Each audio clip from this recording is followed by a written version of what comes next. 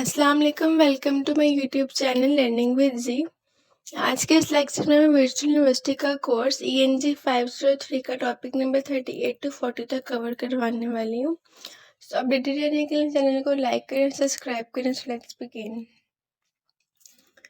Topic lesson number 38 को देखो तो यहाँ पे बेसिक टाइटल है culture, identity and ELT। Topic number 204 में डिस्कस किया गया एजुकेशन, लैंग्वेज एंड डेवलपमेंट। अब बेसिकली डेफिनेशन ऑफ लैंग्वेज की बात करें तो लैंग्वेज कह लें कि एक shared set of verbal codes और जेनेटिक कम्युनिकेटिव फिनोमेना जो कि पर्टिकुलरली इंस्ट्रक्ट करता है आपकी कॉन्टेक्स्ट को इन इंग्लिश लैंग्वेज। फर्दर ये कि अगर ELT की बात करें तो इसमें बहुत स्पोकन और रिटन लैंग्वेजेस यूज़ की जाते हैं कम्युनिकेशन के लिए। स्टूडेंट एक्वायर करते हैं एबिलिटी जिसमें वो रीड करते हैं, राइट करते हैं विद इन देयर डिस्कोर्स। और उसके अलावा इसमें एकेडमिक डिसिप्लिन भी हैं जिनको आप एकेडमिक लिटरेसीज के नाम से भी जानते हो। Relationship between language and education की बात करें तो मिचेस हॉलिडे ने एक ह्यूरिस्टिक कैटेगरी रेलिवेंट की थी LT के अकॉर्डिंग। उसमें उसने बात की थी first of all language learning के बारे में। तो उसने कहा था कि जो इन्वॉल्वमेंट और डेवलप इसमें बेसिकली डेवलप होती है आपकी कॉम्प्लेक्स ग्रामेटिकल स्ट्रक्चर्स, वोकैबुलरी और कम्युनिकेटिव कॉम्पिटेंस। उसके अलावा आप इसमें इनकम्पस कर दो कॉम्प्रिहेंशन अपने स्पोकन और रिटन फॉर्म्स की। उसके अलावा इसमें उसने कुछ मेथोडोलॉजीज बताई थी डिफरेंट लेवल्स पर, जैसे अडेप्ट करना नीड्स ऑफ लर्नर्स। उसके अलावा इसमें यंग चिल्ड्रंस को फॉलो करना स्पेसिफिक क्रूशियलस था। और सेकेंडरी और पोस्ट सेकेंडरी लेवल से जो कि फोकस करते हैं डिसिप्लिन और स्पेसिफिक वेज पे, रीडिंग पे, राइटिंग पे और आर्ग्यू करने पे। उसके बाद इसकी सेकंड की बात करें तो यहाँ पे क्लासरूम का बेसिकली बात की है लर्निंग थ्रू लैंग्वेज। तो यहाँ पे क्लासरूम लर्निंग प्राइमरली अकर होता है थ्रू योर लैंग्वेज, जिसमें आपके लेसन्स होते हैं, क्वेश्चंस होते हैं, डिस्कशंस होती हैं, डिज़ाइन करते हो आप रीडिंग और डिफरेंट किस्म के जो आपके राइटिंग टास्क हैं वो होते हैं। टीचर जिसमें एम्प्लॉय करते हैं वेरियस टेक्निक्स जैसे कि स्काफोल्डिंग या फैसिलिटेट करना लर्निंग्स को through your languages.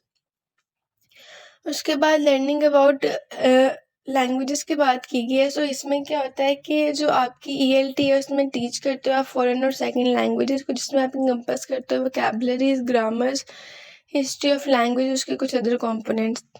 Language education का बेसिकली एम होता है कि एक विजन करते हैं आपकी कॉम्पिटेंसीज पर, जिसमें आप एम्फोसाइज करते हो बोथ लर्नर्स और इंस्ट्रक्टर गोल्स को। और इंटर रिलेशन ऑफ लैंग्वेजेस में क्या होता है कि इसमें एजुकेशन, डेवलपमेंट और आपकी एजुकेशन इसमें ऐड होती है। तो फर्स्ट ऑफ ऑल यहाँ पे डिस्कस किया गया लैंग्वेज एक्सपीरियंस के बारे में, या कह लें कि लैंग्वेज लर्निंग के बारे में। तो इसमें क्या होता है कि जो चिल्ड्रंस हैं वो डेवलप करते हैं अपनी लिंग्विस्टिक स्किल्स, जिसमें उनकी कम्युनिकेटिव स्किल्स आ सकती हैं, उनकी कॉम्पिटेंस आता है, उनको comprehension of spoken and written forms आती हैं। क्लासरूम लर्निंग कह लें या लर्निंग थ्रू लैंग्वेजेस कह लें, तो इसमें बात की गई है बेसिक के जो आपकी एजुकेशनल प्रोसेसेस है जिसमें इन्वॉल्व होता है आपका लैंग्वेज, जिसमें आप इम्पार्ट करते हो लेसन्स को, डिस्कशन फैसिलिटीज़ होती हैं और उसके अलावा इसमें आपके टास्क असाइन भी होते हैं।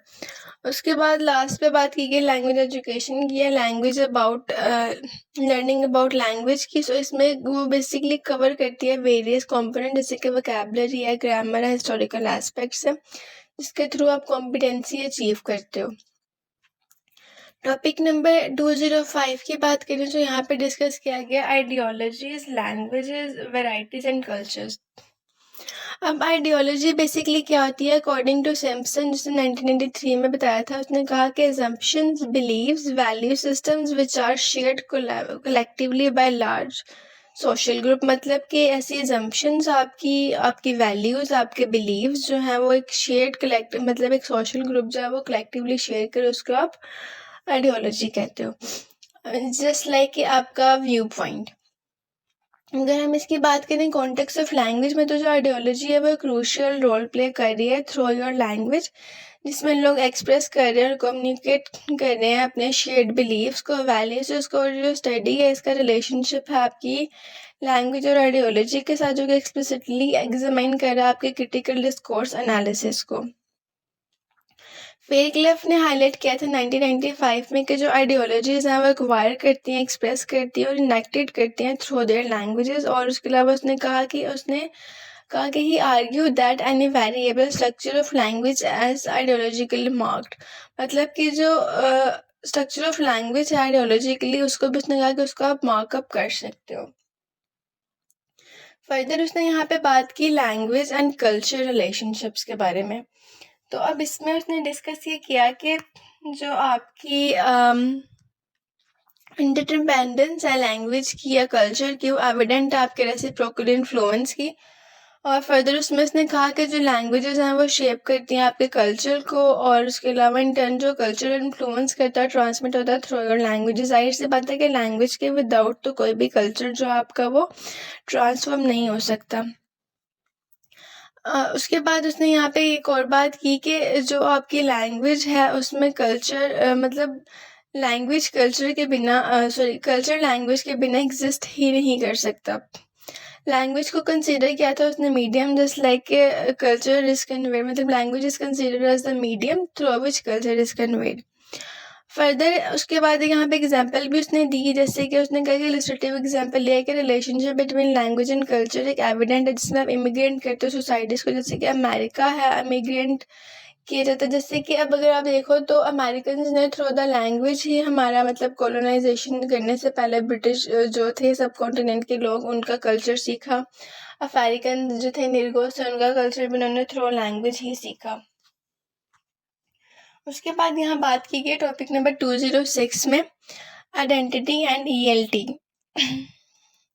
अब इसमें बेसिकली डिस्कस कर रहे हैं कि इंटरसेक्शन ऑफ लैंग्वेज और आइडेंटिटी है जो कि ग्रांट करता है सिग्निफिकेंट अटेंशंस को आपकी लैंग्वेज की दुनिया में या लैंग्वेज लर्निंग में, और उसके अलावा आपकी जो इंग्लिश लैंग्वेज टीचिंग है उसके अंदर।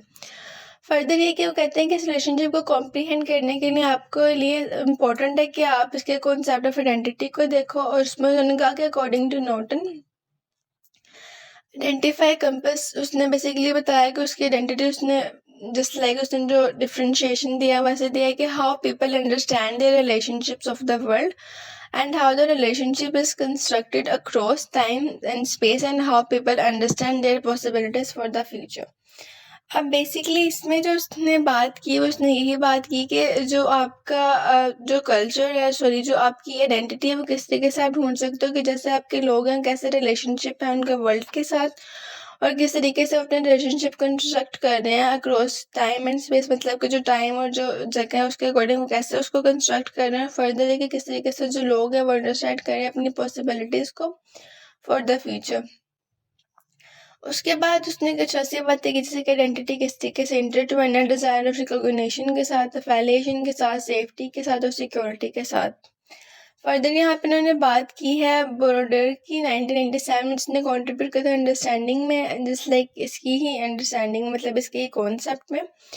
और उसने कहा था कि इन एक्सट्रेबल लिंक दिया था उसने between identity and symbolic powers. उसने पोजेस किया कि जो वैल्यूज़ हैं वो एट्रीब्यूट करती है आपके स्पीच के साथ, बट जो स्पीच है वो उसको डाइवोर्स नहीं दिलवा सकते आप इंडिविजुअल स्पीकिंग के साथ, मतलब स्पीच और individual speaking is the same things. Further उसने यहाँ पे कहा कि जो डिस्कोर्स है किसी भी लैंग्वेज और आइडेंटिटी का वो लीड करता है आपकी एक डिस्कशन में जहाँ पे आपकी ऑनरशिप होती है इंग्लिश लैंग्वेज के साथ। और फर्दर ये कि इसमें कहा कि उसने डिबेट्स में उसने डिलीव किया था डिफरेंट किस्म के क्वेश्चंस में, जैसे कि अथॉरिटी टू डिफाइन में और शेप द लैंग्वेजेस में। उसके अलावा उसने बॉर्डर इश्यूज़ को रिफ्लेक्ट किया पावर के, मतलब जो पावर में होगा उसी की लैंग्वेज ज़्यादा प्रेफरेंस रखेगी। रिप्रेजेंटेशंस दी, कल्चरल आइडेंटिटीज़ दी उसने इस पे। उसके बाद टॉपिक नंबर 207 की बात करें तो ऑनरशिप ऑफ इंग्लिश लैंग्वेज की बात करें तो यहाँ पे ऑनरशिप ऑफ इंग्लिश लैंग्वेज जो है वो एक कॉन्टिन्यूशियस इशू बन चुका हुआ है आपकी इंग्लिश लैंग्वेज या इंग्लिश लिंग्विस्टिक और एजुकेशन के अंदर। उसके अलावा एक क्रूशियल क्वेश्चन इमर्ज होता है, does the ownership of English exclusively pertain to native speaker or does it extend to non-native speaker as well। अब बेसिकली ये जो क्वेश्चन है इसका आप कह लें कि इसका जो पैरागनी है उसने एजेट किया था ऑनरशिप को ऑफ योर इंग्लिश, जैसे कि मल्टीलिंगुअल कॉन्टेक्स्ट में उसने बात की हुई कॉम्प्लेक्स और मल्टीफैक्टेड इशू। उसके बाद उसने स्टडी किया इसको, जैसे कि ग्लोबली उसने हाईलाइट किया था इंग्लिश को ऐसे यूटिलाइज किया तो स्पीकर्स को डाइवर्स नेशंस में, रेसेस में, कल्चर्स में। और फर्दर वो कहता है कि ये जो स्टडी है कनेक्टेड है आपके जापान के साथ भी रिवील करते हैं जिसमें आपकी इनकरेक्ट डी वैल्यूज आती है वैरायटी ऑफ इंग्लिश जो कि आप कंपेयर करते हो अनफेवरेबली लैंग्वेजेस के साथ नेटिव स्पीकर्स की। और ऑनगोइंग डिबेट्स हैं various studies challenges and notion के एक्सक्लूसिव ऑनरशिप ऑफ लैंग्वेज और नेटिव स्पीकर्स की डेमोन्स्ट्रेशंस हैं। और उसके बाद उसने कहा कि इसका जो एंटरटेनमेंट रिलेशनशिप है बिटवीन लैंग्वेज एंड आइडेंटिटी उसमें एक सिग्निफिकेंट रोल प्ले करता है। मतलब विदाउट आइडेंटिटी, विदाउट लैंग्वेज आपकी कोई आइडेंटिटी ही नहीं है। अब फर्दर वो यहाँ पे कहते हैं कि as an individual first language जो है वो आपका मोर प्रोफाउंड इम्पैक्ट रखती है आपकी आइडेंटिटी पे as compare to second language. जाहिर सी बात है, बिकॉज आपकी जो फर्स्ट लैंग्वेज है, जो आपकी मदर टंग है, वही आपकी आइडेंटिटी को बेसिक शो करेगी। अब कुछ लिंग्विस्टिक्स आर्ग्यू करते हैं कि जो सेकंड लैंग्वेज लर्नर्स हैं इंग्लिश में, वो बेसिकली चैलेंज फेस करते हैं कुछ लैंग्वेज इक्विवेलेंट जैसे चैलेंजेस को due to their these perceptions. Perspective interpretations में अब होता क्या है कि जो लैंग्वेज और लिमिटेशंस हैं उनको भी यूज़ किया जाता है। किस तरीके से यूज़ किया जाता है, लाइक उसमें कंसर्न होता है आपका नेटिव लाइक फ्लुएंसी होनी चाहिए, और इस किस्म के जो इश्यूज हैं उनको भी हाईलाइट किया है। टॉपिक नंबर 208 में बात कर रहे हैं हम लिंग्विस्टिक इम्पीरियलिज्म के बारे में। अब यहाँ पे लिंग्विस्टिक इम्पीरियलिज्म रेफर कर रहा है एक ऐसी पोजीशन के साथ और एक ऐसे डोमिनेंस के साथ किसी भी पर्टिकुलर लैंग्वेज की, जहाँ पे वो एसोसिएट करती है आपके कल्चरल लैंग्वेजेस में। इसका आपके स्पोकन फॉर्म भी आ सकते हैं अदर लैंग्वेजेस के, और जो फिनोमेना है इसमें इन्वॉल्व करता है transfer of linguistic and cultural aspects. Further ये कि वो एग्जाम्पलीफाइड करते हैं आपकी स्प्रेड इंग्लिश लैंग्वेज को और स्पीकर्स की लैंग्वेज को, जैसे कि उर्दू होगी।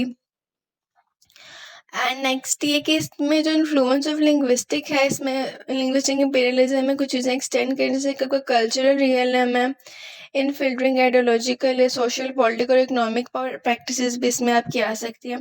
उसके बाद फ्लिप्सन्स ने डिफाइन किया था 1992 में लिंग्विस्टिक इम्पीरियलिज्म को। उसने कहा था कि एक एक्टिव प्रमोशन है किसी भी डोमिनेंट लैंग्वेज का, जस्ट लाइक के जो आपके पावरफुल एलीट क्लास लोग हैं उनके ऊपर, और उसके अलावा उसका रिप्रेजेंटेशन जो एक्सप्रेशन ऑफ पावर पे आती है, जिसमें मैंने पहले कहा कि जो पावर में होगा वो उसकी लैंग्वेज ज़्यादा से ज़्यादा वो यूज़ में रहेगी। अब फर्दर यहाँ पे बात की गई कि जो कॉन्सेप्ट है वो क्लोजली टाइड है आपके कल्चरल इम्पीरियलिज्म के साथ, जहाँ पे जो लैंग्वेज है वो सर्व करती है as a tool for a mediate और propagate imperialism influences.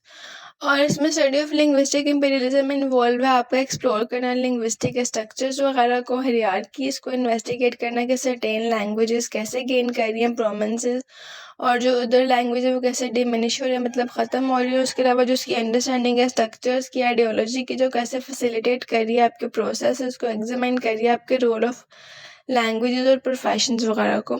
In the context of Pakistan बात करें तो यहाँ पे एग्जिस्टेंस का बात की गई, मतलब एसिमेट्रिकल रिलेशनशिप की बात की गई वेस्ट एंड साउथ एशिया की।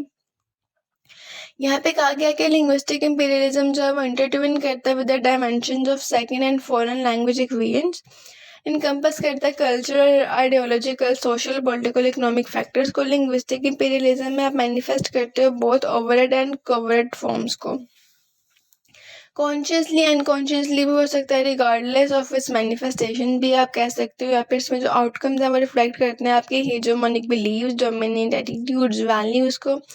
और जो आइडेंटिफिकेशन है वो आप कवर्ट लिंक्स में लेके आते हो, just like between your English language teaching and border societal development में भी, जो कि इसका बेसिक कंसर्न होता है आपकी स्टडी ऑफ लिंग्विस्टिक इम्पीरियलिज्म के साथ।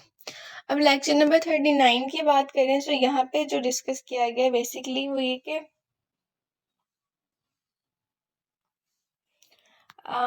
It's about research methodology and trends in ELT।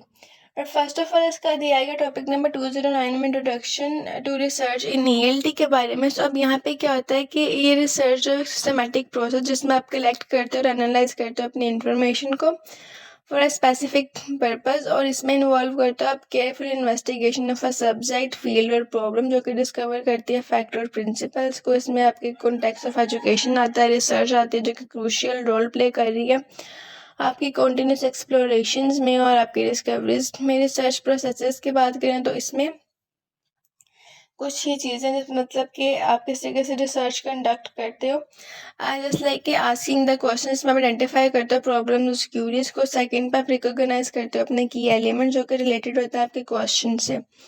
Third पे फॉर्मुलेटिंग द हाइपोथेसिस में एक टेस्टेबल स्टेटमेंट को क्रिएट करें जिसमें आप एड्रेस कर रहे हो अपने रिसर्च क्वेश्चंस के बारे में। फोर्थ में डिस्कस किया गया यहाँ पे कलेक्टिंग रेलिवेंट इन्फॉर्मेशन, यहाँ पे आप डाटा गैदर कर रहे हो जो कि प्रिटेंड कर रहा है आपकी रिसर्च को। टेस्टिंग द डाटा, इसमें आप एनालाइज कर रहे हो, इंटरप्रेट कर रहे हो कलेक्टेड इन्फॉर्मेशन को। वर्किंग विद द हाइपोथेसिस, इसमें आप एवेल्युएट कर रहे हैं फॉर्मुलेटेड हाइपोथेसिस। और लास्ट पे बात की है, सेकंड लास्ट पे sorry, working with the theory, इसमें आप एक्सप्लोर कर रहे हो, रीइंफोर्स कर रहे हो थ्योरेटिकल फ्रेमवर्क। और लास्ट पे है बैक टू न्यू क्वेश्चन, इसमें आप इंगेज कर रहे हो साइकिल ऑफ कॉन्टिन्यूअल इंक्वायरीज को। फर्दर यहाँ बात कर रहे हैं रिसर्च इन ELT। सो अब इसमें क्या होता है कि इसमें भी कुछ की पॉइंट्स डिस्कस किए गए हैं, जैसे कि इंपॉर्टेंस फॉर टीचर डेवलपमेंट है, मतलब कि जो आपकी रिसर्च है वो फंडामेंटल एस्पेक्ट रखती है for your professional growth of English language teaching. Second पे बात कर रहे हैं एक्सपेंडिंग एरिया ऑफ रिसर्च, मतलब कि इसमें पोटेंशियल एरियाज के जो ELT के हैं उसको आप बॉर्डर करते हैं, उसको आप और ज़्यादा रिसर्च करते हो। इन्हांसिंग, इसमें फर्दर आपकी जो प्रोफेशनल स्किल्स हैं वो इन्हांस होती हैं। Direct relationships with your policies and practices आता है, कंजप्शन ऑफ रिसर्च आती है इसमें आपकी।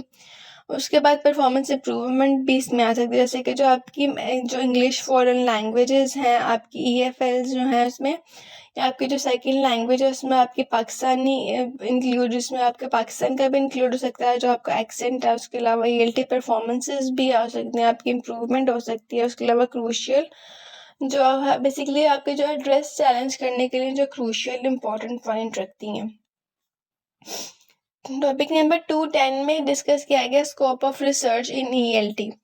अब यहाँ पे बेसिक तो पहले बात की गई कि कहने कि कुछ रीसेंट एरियाज में जो स्कोप ऑफ इंग्लिश था वो इवॉल्व हुआ था सिग्निफिकेंटली। उसके अलावा जो था इसको आप ड्राइव कर रहे थे, जस्ट लाइक वो ड्राइव हो रहा था global demand for competent English language के तौर पे एज एन टीचर्स प्रोग्राम। उसके बाद वो कहते हैं कि इनका मेन फोकस ये था कि वो बेसिकली डेवलप कर रहे थे इंग्लिश लैंग्वेज स्किल्स को और उनकी कॉम्पिटेंसीज को, जो कि आजकल ग्लोबल सिटीजन्स के लिए एसेंशियल हैं। अब इनके अगर की फैक्टर्स की बात करें तो इसके की फैक्टर्स में काफ़ी चीज़ें आती है, जैसे कि फर्स्ट ऑफ ऑल वो डिस्कस कर रहे हैं की factor contribute to growth research in ELT। So first is about global spread in English, मतलब कि ग्लोबलाइजेशन में किस तरीके से काम हो रहा है। तो वो कहते हैं कि वर्ल्ड वाइड प्रिवलेंसेस थी इंग्लिश के, जो कि स्टिमुलेट कर रहा है आपके रिसर्च ट्रेंड्स को। ELT में सेकंड पे बात करें बेनिफिट्स परसीव्ड बाय लर्नर्स, तो इसमें भी कुछ ऐसे डिस्कस किया गया जैसे कि लर्नर किसी किसी रिकॉग्नाइज करें अपने बेनिफिट्स को इंग्लिश कंट्रीब्यूटिंग में विद देयर रिसर्च। और उसके अलावा फैक्टर्स प्रमोटिंग यूज इंग्लिश, मतलब कि यहाँ पे जो wide spread use of English है ग्लोबली वो कैसे ड्राइव हो रहा है, फैक्टर्स कैसे आ रहे हैं, ग्लोबलाइजेशन, इकोनॉमिक डेवलपमेंट, बिजनेस वगैरह किस तरीके से हो रहा है। हिस्टोरिकल फैक्टर्स की बात करें तो ग्लोबलाइजेशन में वो इंक्रीज करें कनेक्टिविटी को, इंटरडिपेंडेंस को अमंग नेशंस। ब्रिटिश एम्पायर की बात की गई है फर्दर यहाँ पे, ब्रिटिश एम्पायर अमेरिकन एक्सपेंशन, मतलब हिस्टोरिकल इवेंट्स कैसे इन्फ्लुएंस कर रहे हैं आपके ग्लोबल स्प्रेड को। इकोनॉमिक एंड नेशनल डेवलपमेंट की बात की गई है, मतलब इंग्लिश एक की फैक्टर के तौर पे रोल प्ले कर रहे हैं new economic and national progresses. Business and entrepreneurship में जो इंग्लिश है वो भी यहाँ पे भी रोल प्ले कर रहा है। एजुकेशन में एज अ सब्जेक्ट के तौर पे भी या मीडियम के तौर पे भी, मीडियम इंस्ट्रक्शंस के तौर पे भी अप्लाई हो रहा है, यूनिवर्सिटीज़ में, स्कूल्स में। ट्रैवल एंड पॉपुलर कल्चर भी है, ये इन्फ्लुएंस है आपका ट्रैवल्स पे, पॉपुलर कल्चर्स पे, मीडिया में देख लो उसमें भी यहाँ पे है। उसके अलावा ग्लोबल ELT इंडस्ट्रीज़ में इंग्लिश आ चुकी है, सिंबॉलिक एंड सोशल वैल्यूज़ में इंग्लिश काफ़ी ज़्यादा सिग्निफिकेंस रखती है। उसके बाद अगर टॉपिक नंबर 211 को देखें तो यहाँ पे बात कर रहे हैं enhancing research culture in ELT इन पाकिस्तान। तो यहाँ पे बेसिकली डिस्कस ये किया गया कि किसी किसी जो एजुकेशन है वो वाइडली रिकॉग्नाइज कर रही है अपने पाथवेज को और अपनी हायर एजुकेशन को, पर्टिकुलरली जो कि एक सेंट्रल रोल प्ले कर रही है आपकी प्रोपोजरिटी को फोस्टर करने में। रिसर्च को बेसिकली आप कंसीडर कर सकते हो यहाँ पे एसेंस ऑफ हायर एजुकेशन, जो कि एक होल्ड कर रही है पैरामाउंट इम्पोर्टेंस ग्लोबली। फर्दर ये कि पाकिस्तान को फेस करने पड़े चैलेंजेस, जैसे कि डेवलप करना एक रोबस्ट रिसर्च कल्चर को जिसमें आपके डिसिप्लिन ज़्यादा है, जैसे इंग्लिश लैंग्वेज टीचिंग है। उसके अलावा आप इसमें इन्हेंस करते हो रिसर्च कल्चर्स को पाकिस्तान के जो बाउंड्रीज है उसके अंदर। उसके बाद बात की गई है प्रैक्टिकल इम्प्लीकेशंस ऑफ नॉलेज के बारे में। सब यहाँ पे करते हैं, इसमें आप इंक्रीज़ करते हो फंडिंग फॉर रिसर्च इनिशिएटिव्स को यूनिवर्सिटीज़ के अंदर। और फर्दर आप एड्रेस करते हो इसमें इकोनॉमिक चैलेंजेस को, एलोकेट करते हो sufficient resources for your research और अवेयरनेस क्रिएट करना about your available research grants. उसके बाद बात की गई है यहाँ पे चैलेंज इन सिलेबस के बारे में। तो अब इसमें क्या होता है कि बेसिकली ये इनकॉर्पोरेट करती है चेंजेस को इन सिलेबस जो कि अलाइन करता है आपकी कॉन्टेम्प्रेरी रिसर्च नीड के साथ। इसमें कॉन्टेक्चुअलाइजेशन आती है आपके रिसर्च टॉपिक्स की। कुरिकुलम आते हैं जो कि आपको इनकरेज करते हैं रिसर्च इंगेजमेंट्स में। इंट्रोडक्शन ऑफ मॉडर्न मेथड्स की बात कर रहे हैं, मतलब इसमें आप अडॉप्ट करते हो मॉडर्न रिसर्च मेथड्स को, उनकी अप्रोचेस को, और उसके अलावा आप ओवरकम करते हो डेफिशिएंसीज को इन ये रिसर्च प्रैक्टिसेस, जिसमें आप इंट्रोड्यूस करवाते हो कटिंग एज मेथडोलॉजीज वगैरह की जो चीज़ें हैं वो इंट्रोड्यूस करवाई जाती हैं। 5 पॉइंट में डिस्कस किया time to make our students independent. Encourage करना, इसमें स्टूडेंट्स को इनकरेज कर सकते हैं आप, स्टूडेंट्स को एक्सप्लोर करें, फॉर्मुलेट करें अपनी ऑन रिसर्चेस को, अपने क्वेश्चंस को, टॉपिक्स और उसमें एक इंस्पायर करना, एक सेंसरी ऑफ इंक्वायरी या क्यूरियोसिटी वगैरह भी आ सकती है। फर्दर ट्रेनिंग एंड अवेयरनेस के बाद में भी कुछ यहाँ पे डिस्कस किया गया, जैसे कि इसमें ट्रेनिंग एंड अवेयरनेस होनी चाहिए आपके जो स्टूडेंट्स हैं उनको। ओवरऑल जो था ये इसमें इम्प्लीमेंट करते हैं अपन स्ट्रेटजीज को, ताकि जो पाकिस्तान में जो कंडेंसिव इन्वायरमेंट है उसको फोस्टर किया जाए रिसर्च में और अदर डिसिप्लिन वगैरह में भी। टॉपिक नंबर 212 को देख लें तो यहाँ पे बात करें recent trends of research in ELT। अब रिसेंट ट्रेंड जो थे आपके उसमें रिसर्च का मेन फोकस था कि बस वीरियल प्रोमिनेंट एरियाज को शेप करती थी उनकी फील्ड को। जैसे कि फर्स्ट ऑफ ऑल यहाँ पर डिस्कस किया गया है English language curriculum assessment and reforms. इसमें होता क्या था कि ऑप्टिमल कंटेंट्स को डिफरेंट लेवल ऑफ एजुकेशन पे डिटरमिन किया जाता था। उसके अलावा जो थी यहाँ पे स्कूल यूनिवर्सिटीज़ के जो कुछ प्रोग्राम्स थे उनको इन्हेंस करते थे ताकि वो इंग्लिश लैंग्वेज लर्निंग में ऑर्गेनाइज कर सकें बेसिकली।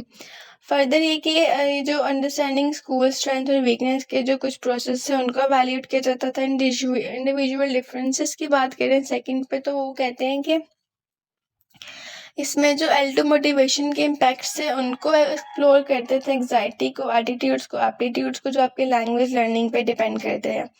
और इन्वेस्टिगेट करना इसमें जैसे कि आपके कंट्रीब्यूट जिसमें आप करते हो जो आपकी लैंग्वेज एबिलिटीज़ हैं, लर्नर लैंग्वेज एबिलिटीज़ हैं, उनमें जो आपकी कंट्रीब्यूशन थी विद देयर डिफरेंस लेवल, तो उसके अकॉर्डिंग ये बात की गई है।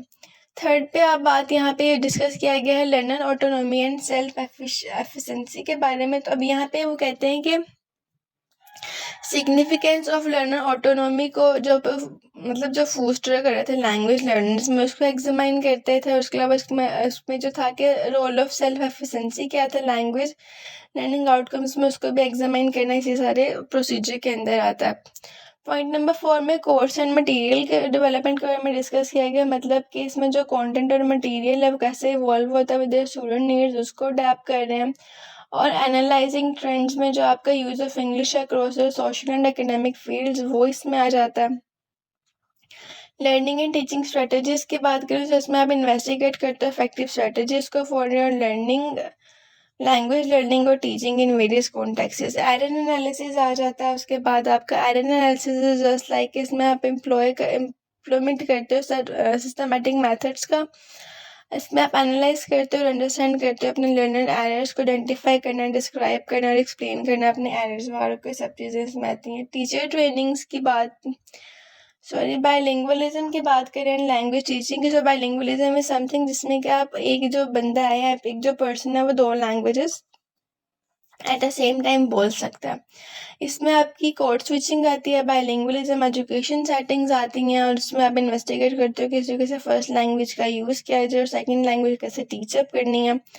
ELT टीचिंग ट्रेनिंग में आप डेवलप करते हो न्यू अप्रोचेस को जिसमें आप इन्हेंस करते हो teaching skills. Role of education institutions last पे अगर देखें तो इसमें क्या बात की गई है कि जो आपकी किस तरीके से एक जो टीचर है या आप just like you are going to be teacher, so education institutions में किस तरीके से वो EFL या जो आपकी ESL के कॉन्टेक्स्ट की जो एजुकेशन जाएंगे जो उसका जो रोल है वो कैसे एनालाइज करते हैं। ओवरऑल ये जो रिसर्च एरिया जिसमें आप वो कंट्रीब्यूट कर रहे हैं कि ऑनगोइंग डेवलपमेंट कैसी है, इंप्रूवमेंट ऑफ इंग्लिश लैंग्वेज कैसी, टीचिंग प्रैक्टिसेस कैसी है, मेथोडोलॉजीज कैसी हैं, पॉलिसीज कैसी हैं, इन सब चीज़ों को वो एग्जामाइन कर रहे हैं। टॉपिक नंबर 213 को देखें तो यहाँ पे बात की गई recent trends in research ELT। Exactly दोबारा से यहाँ पे वही बात करें, इसमें आपके टीचिंग मेथड्स और उनकी इफेक्टिवनेस आ जाती है। उसके बाद इसमें आप इन्वेस्टिगेट करते हो अपने इम्पैक्ट ऑफ इंस्ट्रक्शनल अप्रोचेस को, और उसके बाद English as an international language EIL। तो इसमें आप एग्जामिन करते हो फ्यूचर ऑफ इंग्लिश को कि इंटरनेशनल लैंग्वेज कैसे बन गई, और उसमें इसकी जो इम्प्लीकेशन है उनको एक्सप्लोर करते हो, जैसे फॉरेन लैंग्वेज है English as a second language के कॉन्टेक्स्ट में आती है। वर्ल्ड इंग्लिशेस में आप इन्वेस्टिगेट करते हो existence and features of your world English, उसके अलावा एनालाइज करने इसमें political academic debate surrounding your world Englishes. और फर्दर यहाँ पे बात की गई है आपके क्रिटिकल डिस्कोर्स के बारे में। इसमें आप मतलब देखते हो कि जो आप स्टडी करो और एनालाइज करो स्पोकन और रिटन टेक्स्ट को, उसको इन्वेस्टिगेट करते हो, उसका सोर्स ऑफ पावर देखते हो, डोमिनेंस देखते हो, बायसेस देखते हो, इनइक्वालिटी इन लैंग्वेजेस के बारे में इसमें डिस्कस किया गया। कन्वर्सेशन एनालिसिस में क्या होता है कि आप एनालाइज करते हो अपने exchange in both speaker and written interactions. Further इसमें आप इन्वेस्टिगेट करते हो रिकॉर्डिंग पैटर्न्स को, सीक्वेंस ऑफ अटरेंसेस को, टर्न टेकिंग्स और जो अदर एलिमेंट्स जो कि कन्वर्सेशन डायनामिक्स में इंपॉर्टेंट होते हैं उनको भी। कॉर्पस लिंग्विस्टिक्स की डिस्कशन की गई है, जस्ट लाइक के जो आपकी स्टडी है लैंग्वेज के बेस करते हैं collection of real life languages पे, उसको कैसे आप स्टोर करते हो कॉर्परा में, और बॉटम अप अप्रोच आप कैसे अप्लाई कर रहे हो अपनी study language pattern and usages पर। 7th पे डिस्कस कर रहे हैं computer assisted language learning. Exactly जो हमने पहले पढ़ा था कि किस तरीके से कंप्यूटर या जो आपका नेट है वो किस तरीके से लैंग्वेज को इन्हांस कर रहा। कंजर्वेटिव एनालिसिस कॉन्ट्रास्टिव एनालिसिस की बात करें तो इसमें आप एग्जामिन करते हो कंपैरिजन बिटवीन योर लैंग्वेज जो कि आपके सोशियो कल्चर के साथ लिंक होती है, और फर्दर इसमें आप कंट्रीब्यूट करते हो अपनी इनसाइट जो कि आप अप्लाई कर रहे हो आप डिसिप्लिन पे, जैसे कि आपके ट्रांसलेशनल स्टडीज वगैरह पे अप्लाई करते हो। लास्ट लेसन पे चलें तो इट्स अबाउट लेसन नंबर 40, और इसमें डिस्कस किया गया है ELT इन पाकिस्तान, इसके इश्यूज और चैलेंजेस को डिस्कस किया गया यहाँ पे। तो फर्स्ट ऑफ ऑल जो डिस्कशन की गई उसमें हिस्ट्री टू ELT इन पाकिस्तान के बारे में बताया गया।